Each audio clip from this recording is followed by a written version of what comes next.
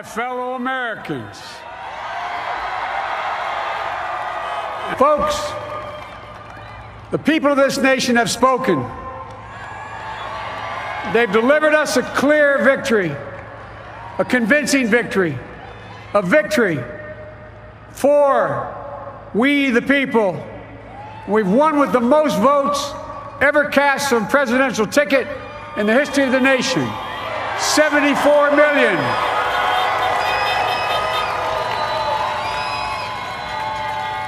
What I must admit has surprised me. Tonight, we're seeing all over this nation, all cities and all parts of the country, indeed across the world, an outpouring of joy, of hope, renewed faith in tomorrow, bring a better day. And I'm humbled by the trust and confidence you've placed in me. I pledge to be a president who seeks not to divide, but unify, who doesn't see red states and blue states, only sees the United States. And work with all my heart, with the confidence of the whole people, to win the confidence of all of you. And for that is what America, I believe, is about. It's about people. And that's what our administration will be all about. I sought this office to restore the soul of America, to rebuild the backbone of this nation, the middle class, and to make America respected around the world again, and to unite us here at home. It's the honor of my lifetime that so many millions of Americans have voted for that vision.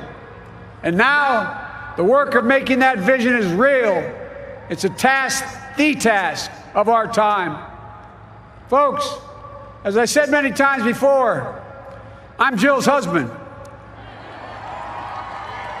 And I would not be here without her love and tireless support of Jill and my son Hunter and Ashley, my daughter, and all our grandchildren and their spouses and all our family. They're my heart. Jill's a mom, a military mom, an educator. And she has dedicated her life to education. But teaching isn't just what she does, it's who she is. For American educators, this is a great day for y'all.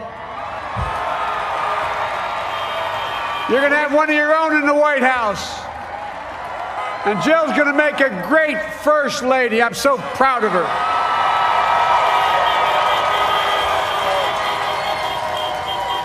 And I'll have the honor of serving with the fantastic Vice President who you just heard from, Kamala Harris,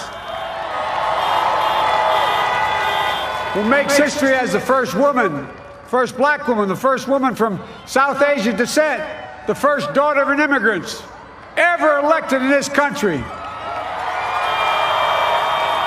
Don't tell me it's not possible in the United States. It's long overdue. And we're reminded tonight of those who fought so hard for so many years to make this happen. But once again, America's bent the arc of the moral universe more toward justice. Kamala, Doug, like it or not, your family, you become an honorary Biden, there's no way out. All those of you who volunteered and worked the polls in the middle of this pandemic, local elected officials, you deserve a special thanks from the entire nation. And to my campaign team and all the volunteers and all who gave so much of themselves to make this moment possible, I owe you. I owe you. I owe you everything. And to all those who supported us, I'm proud of the campaign we built and ran. I'm proud of the coalition we put together, the broadest and most diverse coalition in history. Democrats, Republicans, independents, progressives, moderates, conservatives, young, old, urban, suburban, rural, gay, straight, transgender, white, Latino, Asian, Native American.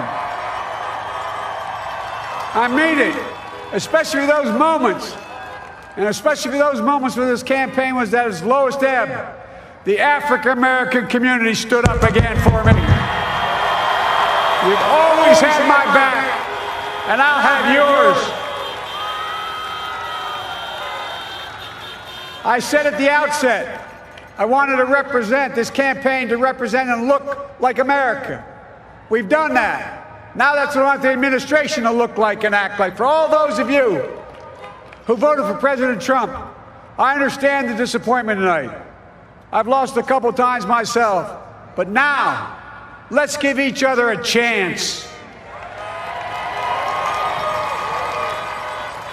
It's time to put away the harsh rhetoric, lower the temperature, see each other again, listen to each other again. And to make progress, we have to stop treating our opponents as our enemies. They are not our enemies. They are Americans. They're Americans. The Bible tells us, to everything there is a season, a time to build, a time to reap and a time to sow, and a time to heal. This is the time to heal in America.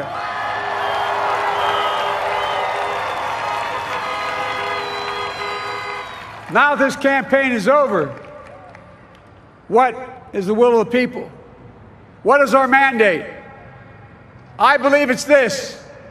Americans have called upon us to marshal the forces of decency, the forces of fairness, to marshal the forces of science and the forces of hope in the great battles of our time. The battle to control the virus, the battle to build prosperity, the battle to secure your family's health care, the battle to achieve racial justice and root out systemic racism in this country, and the battle to save our planet by getting climate under control, the battle to restore decency, defend democracy, and give everybody in this country a fair shot. That's all they're asking for, a fair shot. Folks, our work begins with getting COVID under control.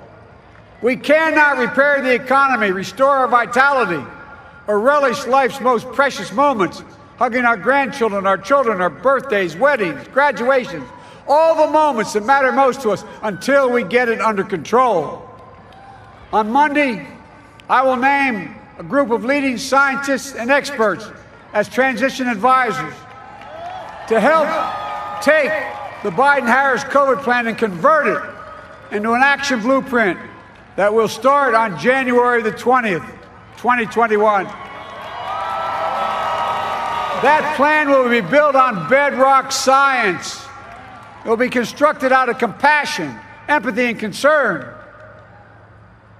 I will spare no effort, none, or any commitment to turn around this pandemic. Folks, I'm a proud Democrat, but I will govern as an American president. I'll work as hard for those who didn't vote for me as those who did. Let this grim era of demonization in America begin to end here and now. The refusal of Democrats and Republicans to cooperate with one another, it's not some mysterious force beyond our control. It's a decision, a choice we make. And if we can decide not to cooperate, then we can decide to cooperate. And I believe that this is part of the mandate given to us from the American people. They want us to cooperate in their interest. And that's the choice I'll make.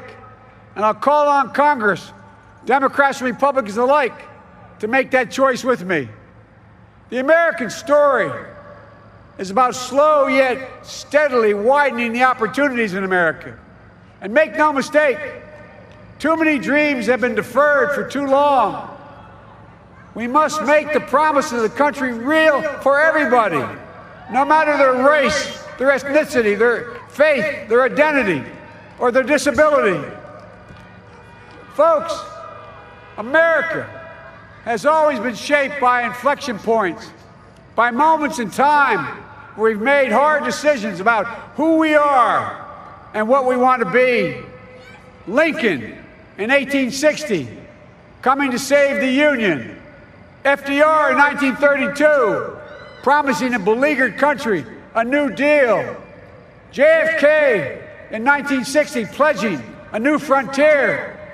And 12 years ago, when Barack Obama made history, he told us, yes, we can. Well, folks, we stand at an inflection point. We have an opportunity to defeat despair, to build a nation of prosperity and purpose. We can do it. I know we can. I've long talked about the battle for the soul of America. We must restore the soul of America.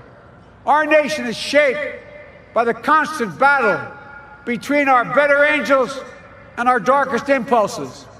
And what presidents say in this battle matters. It's time for our better angels to prevail. Tonight, the whole world is watching America. And I believe at our best, America is a beacon for the globe. We will lead not only by the example of our power, but by the power of our example. I've always believed, many of you heard me say it, I've always believed we can define America in one word: possibilities. That in America, everyone should be given an opportunity to go as far as their dreams and God-given ability will take them. You see, I believe in the possibilities of this country. We're always looking ahead to an America that's freer and more just, ahead to an America that creates jobs with dignity and respect, ahead of America that cures diseases like cancer and Alzheimer's, ahead to an America that never leaves anyone behind, ahead of America that never gives up, never gives in. This is a great nation. It's always been a bad bet to bet against America. We're good people. This is the United States of America, and there's never been anything we've been not able to do when we've done it together. Folks, in the last days of the campaign, I began thinking about a hymn that means a lot to me and my family, particularly my deceased son, Bo. It captures the faith that sustains me and which I believe sustains America. And I hope it can provide some comfort and solace to 230,000 Americans who've lost a loved one to this terrible virus this year. My heart goes out to each and every one of you. Hopefully this hymn gives you solace as well. And it goes like this: and he will raise you up on eagle's wings, bear you on the breath of dawn, and make you to shine like the sun, and hold you in the palm of his hand. And now together, on eagle's wings, we embark on the work that God and history have called upon us to do, with full hearts and steady hands, with faith in America and in each other, with love of country, a thirst for justice. Let us be the nation that we know we can be, a nation united, a nation strengthened, a nation healed. The United States of America, ladies and gentlemen, there's never been anything we've tried we've not been able to do. So remember, as our grandpapa used to say when I walked out of his home when I was a kid up in Scranton, he said, "Joey, keep the faith." And our grandmother, when she was alive, she yelled, "No, Joey, spread it. Spread the faith. God love you all. May God bless America, and may God protect our troops." Thank you, thank you, thank you.